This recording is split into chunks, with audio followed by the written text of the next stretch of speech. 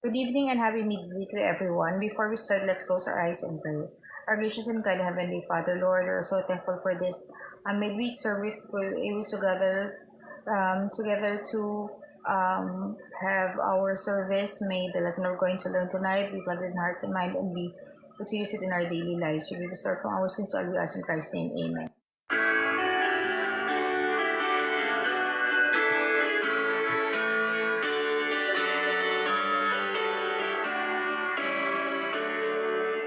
Anywhere with Jesus I can safely go. Anywhere He leads me in this world below.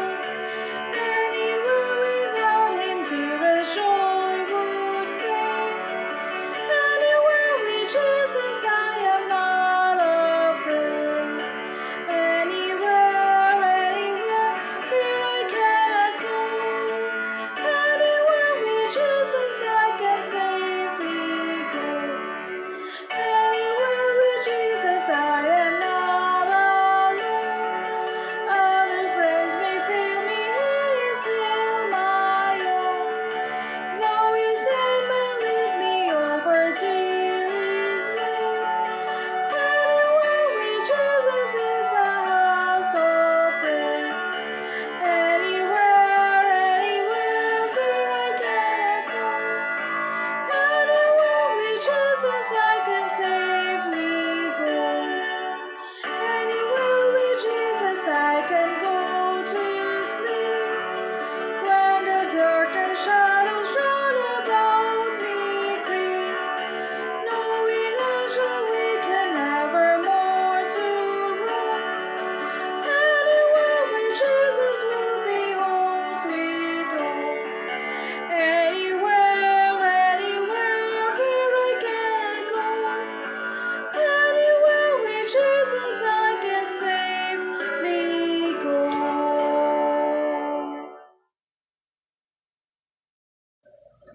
My faith looks up to thee.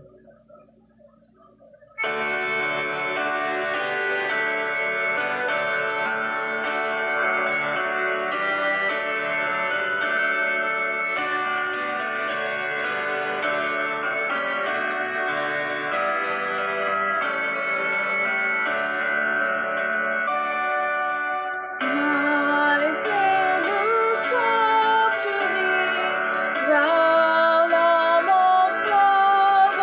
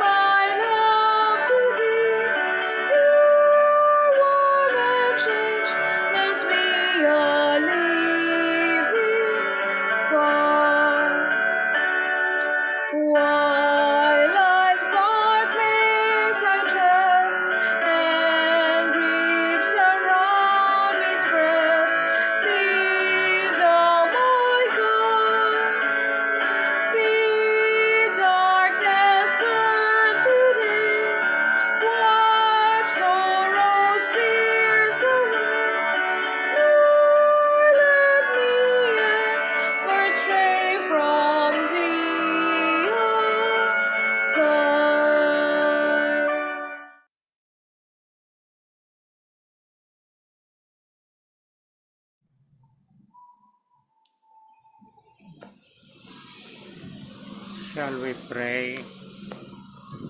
Father in heaven, as we come very humbly before your throne of grace and mercy, cover us by the perfect righteousness and from the power of the blood of Jesus, because we are not worthy.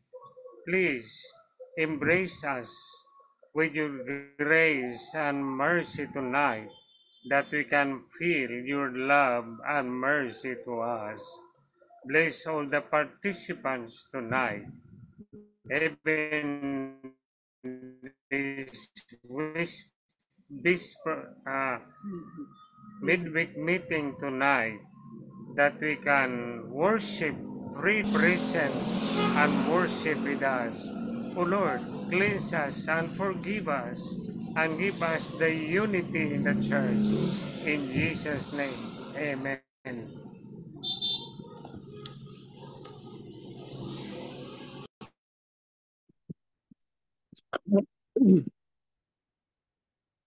Magandang gabi sa inyong lahat, mga kapatid. Welcome to our midweek prayer, which is sponsored by the Emerald Care Group. We had bad weather today.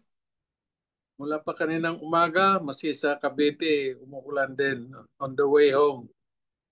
Basa ang kalsada. But nevertheless, we are so happy that in spite of the bad weather, we are here tonight to worship the Lord and to listen to His word. I would like to thank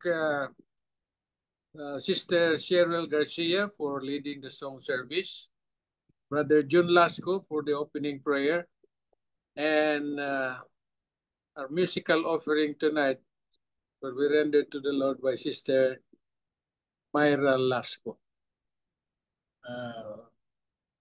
Our speaker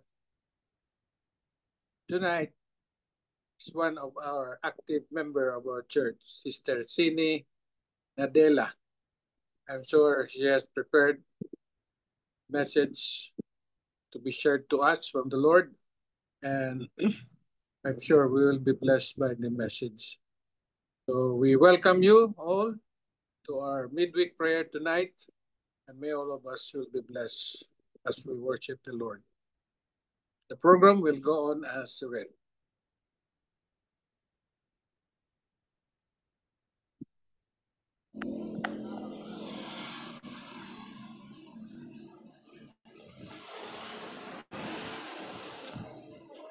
Happy midweek po sa inyo lahat.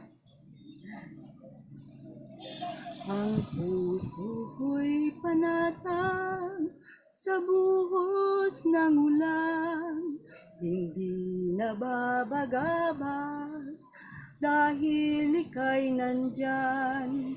Sa init ng pag-ibig mo, ako'y mananahan hanggang matapos ang bulan.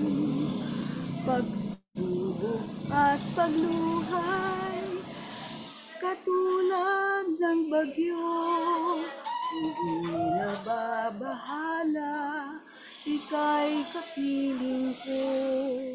Payong kitang masusukuban magpakailanman, hanggang matapos ang bulan. O Panginoon, ako'y iniingatan mo kahapon at ngayon. Di nagbabago ang pag-ibig mo.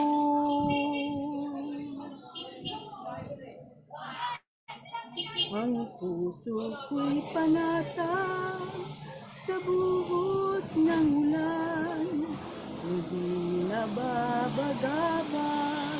Jesus, ika'y nandyan.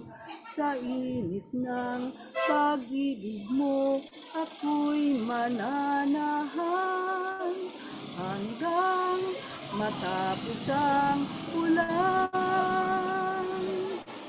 Hanggang matapos ang ulan.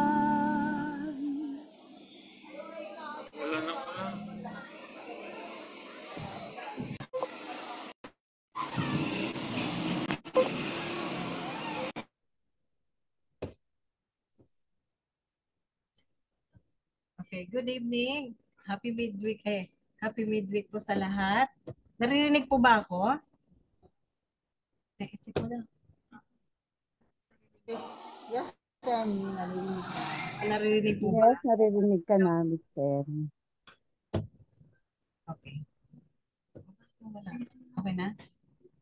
Okay, ngayong gabi po, ang aking pong dadalihing message sa inyo, isi-share ko po yung mga ilang verses lang po ito. God's promises of strength and guidance.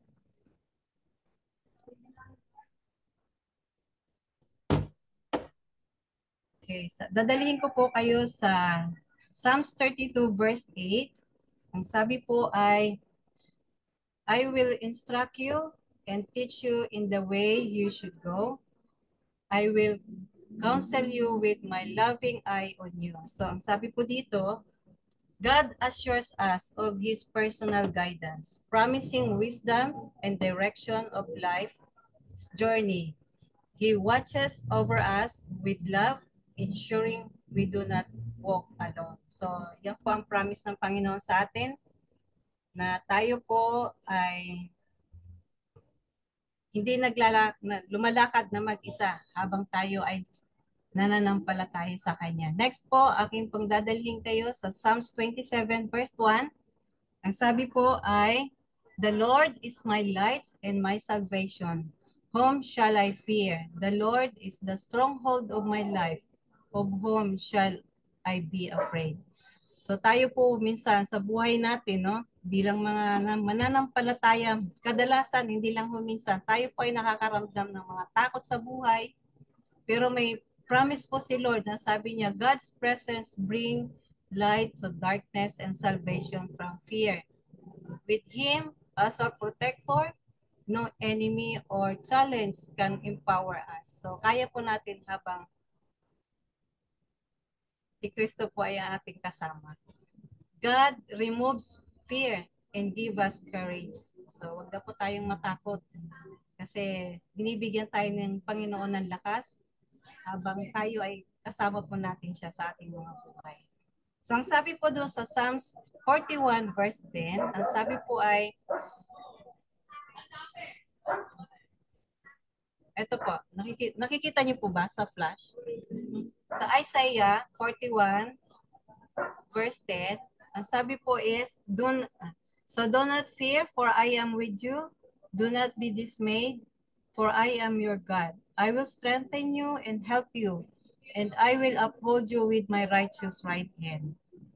So maliwanag po, God's promises, His presence in times of fear. He provides strength, help, and support when we feel weak or overwhelmed. God's presence gives us strength and stability.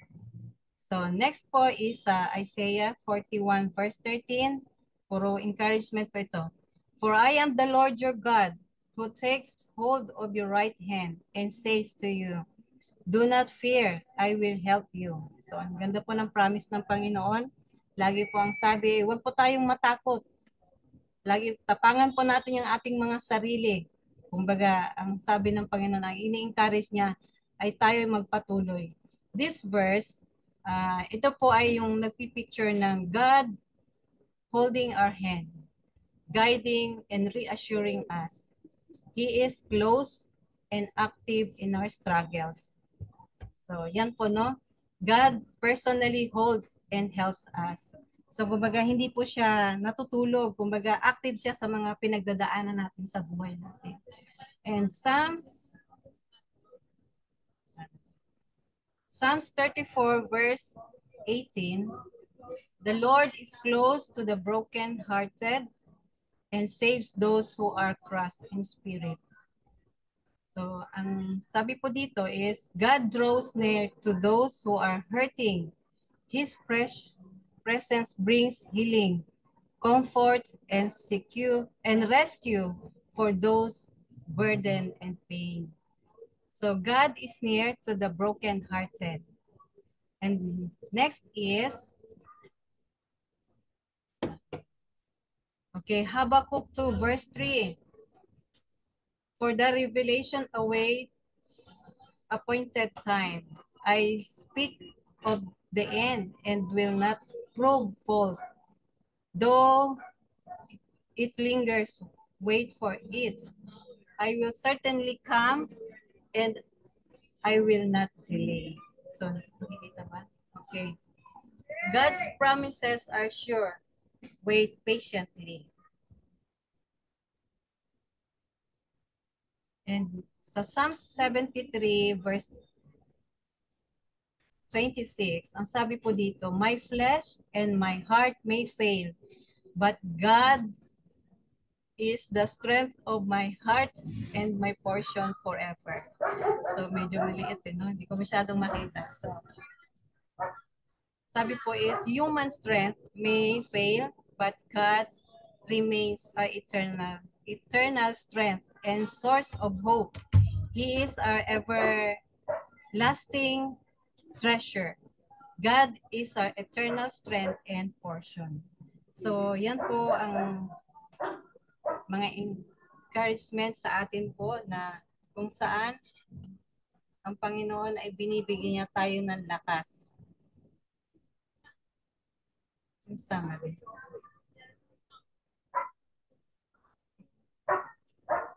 Pasensya na po kasi medyo maliliit pala yung aking nailagay na font. Nakikita po ba ninyo? Kita nila. Okay, ito po. The final summary, God guides us. Psalms 32 verse 8, God removes fear. God strengthens and help us. Isaiah 41:10 and 41:13. God comforts the brokenhearted. God's promises are certain in His timing. And God is our eternal strength. Okay? So we can trust God in every situation, mga kapatid, no? He guides, strengthens, and comforts, and fulfills His promises. So yan po. Okay, so kung tayo man daw po yung ating buhay, ating mga katawan, manghina man, yung ating may mga karamdaman tayo, kung anong mga pagsubok, hindi po yan hadlang. Kumbaga tayo po ay patuloy na magtiwala sa Panginoon. And ito po yung explanation po pala. My flesh and my heart may fail. So sabi po dito, we are fragile. Limited and prone to weakness, sickness, or discouragement. Di ba po? Madalas nating nararanasan yan. God is the strength of my heart. God provides inner strength, courage, and renewal when we cannot stand on our own. Okay? My portion forever, sabi po is, God is our eternal inheritance or greatest treasure, more lasting and valuable than anything in this world offers. Okay, ito na po. Sabi po dito, sa buhay natin in life, there are moments in life when we feel like you've given all you have. You only to find yourself running on empty. So baga, your strength falters, your spirit weakened, and you begin to wonder if you have enough to keep going. But in those moments of frailty, there is a powerful truth. You don't have to rely on your own strength alone. So ito po ang promise ni Lord. Sabi po dito is, God is the strength of your heart. When you feel like you can't carry on, He lifts you. When your heart feels heavy, He fills it with His peace. When your flesh fails, His power rises up in you, sustaining you when you have nothing left to give. It's in those times of weakness that His strength is more evident. You are not alone in your struggle. God is there, holding you, guiding you, and renewing you. Sabi po dito, He is your portion, your sustenance, and he will never leave you. His love is everlasting and his presence is constant. No matter how weak or tired you may feel, trust that God is your strength. He will never fail you. He is your refuge in times of trouble. He will carry you through. So, ito po yung isa pong explanation dito sa Isaiah 41:13. Kanina po, sabi dito, "For I, the Lord your God, who takes hold of your right hand and says to you, do not fear, I will help you, my child. I see how overwhelmed you've been. Life has pulled you down, pulled you in every direction. And in times you felt like sinking.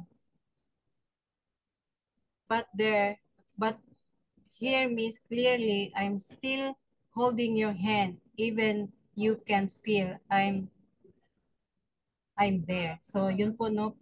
Minsan akala natin hindi natin kasama ang Panginoon, pero nandyan lang po pala siya. So even when your prayers feel unanswered, I'm still listening. Minsan sa buhay natin, marami tayong mga prayer request. Minsan nagtatampo tayo kasi bakit? Akala natin hindi naririnig ng Panginoon, pero nandyan po pala siya, nakikinig lang. Sabi po dito, I'll never let you go of those who trust me. Okay? You've been trying to carry too much pain, too much alone, but I didn't create you to do life on your own strength. So, magandang promise po ng Panginoon na ito. Naakala natin sa buhay natin, mag-isa lang tayo, yung pala ang Panginoon nakikisama sa atin. Nandyan siya parati. So, sabi po dito, I'm offering you my help, my strength, my peace. Don't let fear control your life. Let faith guide it when the world feels uncertain. I remain unshakable when others walk away. My presence goes before you and surround you on every side. I am the God who holds your future, and I will not let you fall. Let me lead, let me lift the weight of your shoulders. You don't have to have it all figured out. You just need to hold on. I am your helper and I will never let go. So, yung pang-promise ng ligad sa atin. So, ang pinaka-last po is trusting God is the foundation of a life filled with hope and purpose. It means surrendering your fears and anxieties to Him, knowing that He has a plan for you that is greater than anything you can imagine. Napakaganda na promise po ng Panginoon. When you trust in God, you open yourself up to His guidance and love, allowing light to shine through you in even the darkest time.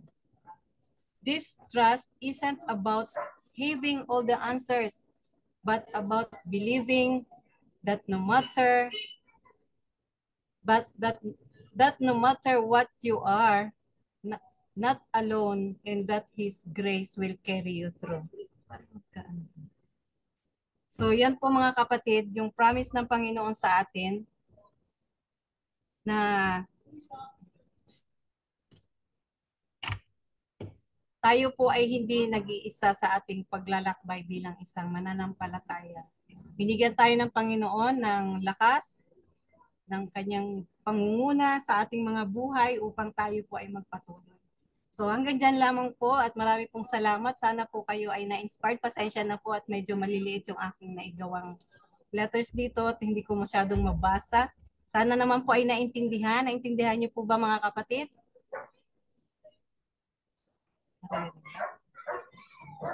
Hello? Naintindihan, sis. Naintindihan. Yes, Sister, malinaw. Thank you. Akala ko po walang nakakarinig. Okay. So, salamat po ng marami mga kapatid at sana po ay na-inspire tayo dito sa ating nakitang mga verses na kung saan ito ay magbibigay ng lakas sa atin at pangunguna ng banal na espiritu sa ating mga buhay. So, salamat po ng marami and happy midweek po sa lahat.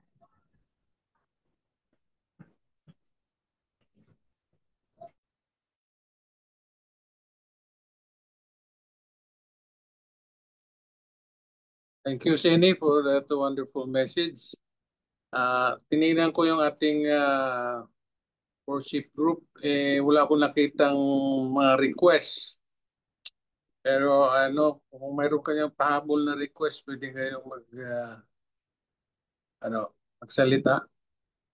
Or let's continue praying for our new converts, the 160.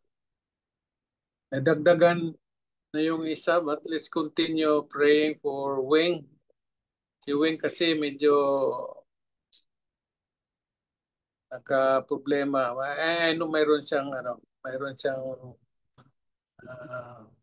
pagsubok sa kanyang buhay. Pero let's continue to pray for her. At kina Flor, kina Inday, at kay Irene. Mabuti si Irene na ay nakapagdesisyon na tanggapin ang Panginoon.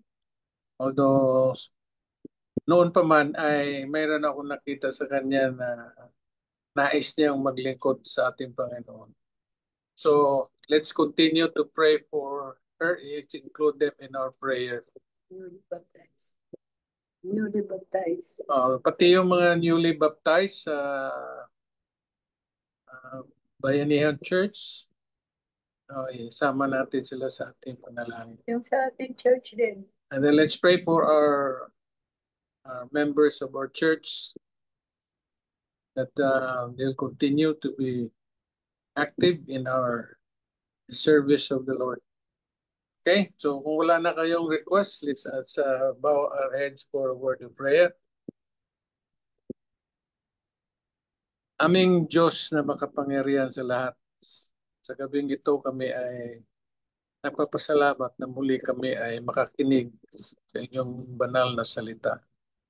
Sa inyong mga assurance na sa lahat ng aming pinagdadaanan, sa lahat ng aming mga pagsubok sa buhay, hindi nyo kami nakakalimutan. Palagi kayong nandyan para sa amin. At daman-daman namin, Panginoon, ang inyong pagmamahal. Sa pamagitan ng inyong palaging sinubaybayan ang aming buhay at palagi nyo kami binibigyan ng magandang kalusugan. Na sa araw-araw ng aming ginagawa, Panginoon, ay kami ay nasyasahan na sa aming panampalataya, kami ay nagiging tapat sa inyo. Salamat, Panginoon, sa inyong banal na Espiritu na kanunay bigay ng patnubay. Ang inyong banal na mga anghel na nagbigay ng proteksyon kung saan man kami naroroon. Panginoon, salamat sa inyong pagmamahal sa amin sa kabila ng aming kahinaan, sa kabila ng aming pagkukulang sa inyo. Hindi nyo kami pinababayaan. Panginoon, nilalapit namin ang mga bagong binyag noong Sabado, sina Irene at saka yung iba pang membro ng Albanian Church at yung mga bagong mga nagbigay ng kanilang buhay sa inyo sa Barangay 160 na Panginoon ay bigyan nyo sila ng sapat na patnubay sa inyong banal na espiritu na malampasan man lang nila ang anumang pagsubok na daraan sa kanilang buhay. Salamat, Panginoon, na sa pamagitan ng aming nurturing sa kanila, sana sila ay maging malusog ang ilang pananampalataya at ito ay lalago sa araw-araw na sila ay maging ilaw sa ilang lugar nila saan sila nakatira. Salamat, Panginoon, na Palugay ninyo kaming sinubaybayan at bigyan ng patnubay para kami ay maging magtagumpay sa aming mga gawain, lalo na sa aming kagustuhan na maging bahagi sa pagtapos ng inyong gawain. Sana, Panginoon, marami pa kaming madala sa inyong paanan na mga bagong maglilingkod sa inyo. Panginoon, patawarin niyo mga kami sa aming mga pagkukulang sa inyo. Ito ay hinihiling namin sa tamis na pangalan ni Jesus. Amen.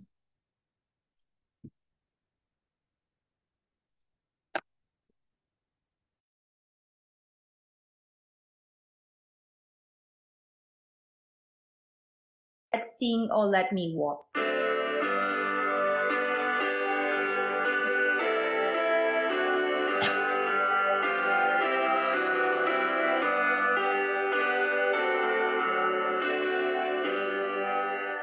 Oh, let me walk with thee, my God, as in a walk in days of old. Place thou my trembling hand in thine, as we commune, lead me home, and though the path I may not see, yet Jesus, let me walk with thee. I cannot walk alone. The tempest rages in the sky. A thousand snares beset my feet. A thousand foes are lurking nigh. Still though the raging of the sea, O Master, let me walk with thee. If I may rest my head in thine, I'll count the joys of earth but lost, and freely, bravely journey on. I'll bear the banner of the cross till Zion's glorious gates I see. Yet, Savior, let me walk with thee.